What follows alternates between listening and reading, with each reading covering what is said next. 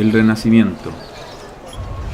El fenómeno del Renacimiento se caracteriza tanto por la extremada variedad de sus expresiones como por su calidad sin precedentes. En el marco de una sola generación, Leonardo da Vinci, Miguel Ángel y Rafael produjeron sus obras maestras. Cristóbal Colón llegó a América. Martín Lutero se rebeló contra la Iglesia Católica, dando comienzo a la Reforma, y Nicolás Copérnico enunció su hipótesis de un universo heliocéntrico, dando inicios a la revolución científica. En comparación con sus predecesores medievales, el hombre del Renacimiento parecía haber saltado de repente a una condición prácticamente sobrehumana. Ahora, los seres humanos se sienten capaces de reflejar los secretos de la naturaleza, tanto en el arte como en la ciencia, con un refinamiento matemático, precisión empírica e inspiración estética. El hombre había expandido enormemente el mundo conocido, descubriendo nuevos continentes y circunvalando el globo. Desafiaron a las autoridades tradicionales y afirmaron una verdad basada en su propio juicio. Volvieron a apreciar las riquezas de la cultura clásica y, sin embargo, sentir que traspasaban los límites antiguos para desvelar los dominios absolutamente nuevos. La música polifónica, la tragedia y la comedia, la poesía, la pintura, la arquitectura y la escultura alcanzaron nuevos niveles de complejidad y de belleza. El genio y la independencia individual se manifestaban en toda su amplitud.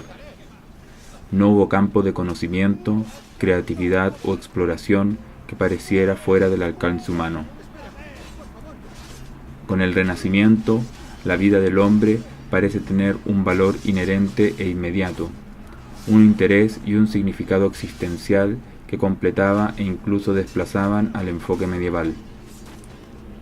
El hombre ya no parece tan insignificante en relación con Dios, la Iglesia o la naturaleza.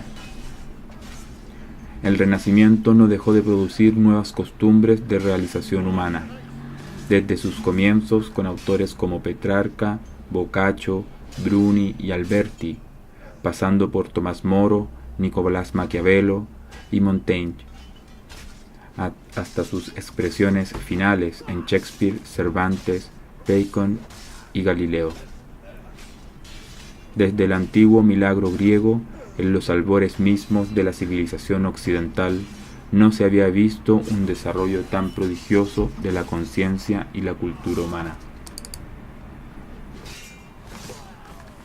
Sin embargo, sería un grave error percibir el Renacimiento como pura luz y esplendor, pues en realidad llegó tras una serie de terribles desastres y prosperó en medio de continuas agitaciones. Desde mediados del siglo XIV, la peste bubónica barrió Europa y destruyó un tercio de la población del continente, con la consecuente y fatal erosión del equilibrio de los elementos económicos y culturales que habían sustentado el apogeo de la civilización medieval. Muchos creyeron que la ira de Dios se había desatado en el mundo. La guerra de los 100 años entre Inglaterra y Francia fue un conflicto interminable y ruinoso, mientras que Italia era devastada por repetidas invasiones y sangrientas luchas intestinas. Por doquier había piratas, bandidos y mercenarios. Los enfrentamientos religiosos alcanzaron proporciones internacionales. Durante décadas hubo una grave depresión económica en casi toda Europa. Las universidades estaban estancadas. Por los puertos entraban en Europa nuevas enfermedades que causaban estragos. Floreció la magia negra y el culto al demonio, lo mismo que la flagelación en grupo, la danza de la muerte en los cementerios, la misa negra, la Inquisición, las torturas y las quemas en la hoguera. Las conspiraciones eclesiásticas eran rutina e incluían acontecimientos como un asesinato respaldado por el Papa ante el altar de la Catedral Florentina durante la misa solemne de un domingo de Pascua, llamada la conspiración de los Pazzi. Como dato, Assassin's Creed 2 relata dicho acontecimiento.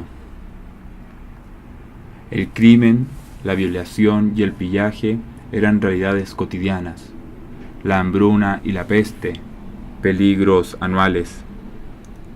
Las hordas turcas amenazaban con apoderarse de Europa en cualquier momento. Abundaban las expectativas apocalípticas, y la propia Iglesia, institución cultural fundamental de Occidente en ese momento, era para muchos el verdadero centro de corrupción y decadencia por el vacío de integridad espiritual en su estructura y en su propósito. Precisamente en medio de esta situación de decadencia cultural, violencia y muerte se produjo el Renacimiento. Como en la evolución cultural medieval de varios siglos antes, también ahora los inventos técnicos fueron decisivos para la nueva era. En particular, 4, todos con precursores orientales, se utilizaban ampliamente en Occidente en esa época, con inmensas consecuencias culturales.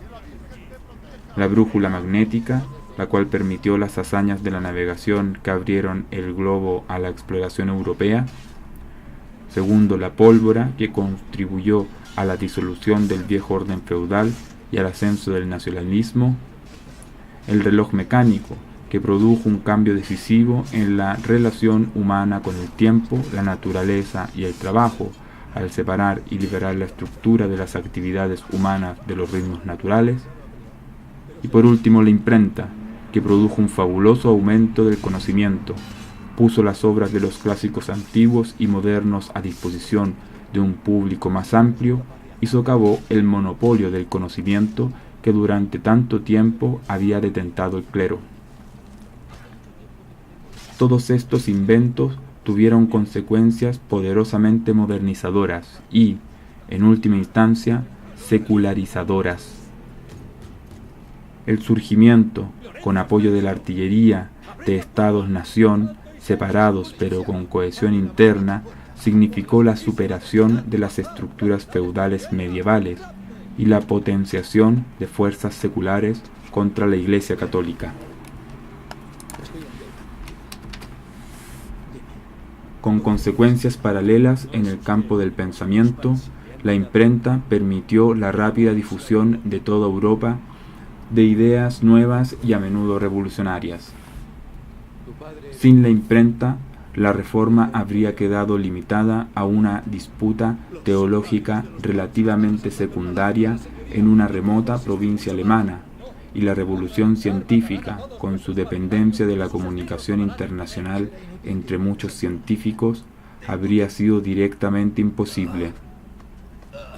Además, la difusión de la palabra impresa y el desarrollo de la alfabetización contribuyeron a la aparición de un nuevo etos cultural marcado por formas de comunicación y de experiencia cada vez más individuales y privadas, cuya consecuencia fue el incremento del individualismo. La lectura silenciosa y la reflexión en solitario contribuyeron a la liberación del individuo respecto de formas tradicionales de pensamiento, así como de control colectivo. También el desarrollo del reloj mecánico tuvo consecuencias de análoga índole progresista, pues con la precisa articulación de su sistema de ruedas y engranajes se convirtió en el paradigma de las máquinas modernas y aceleró el progreso de la invención mecánica y de la construcción de todo tipo de máquinas.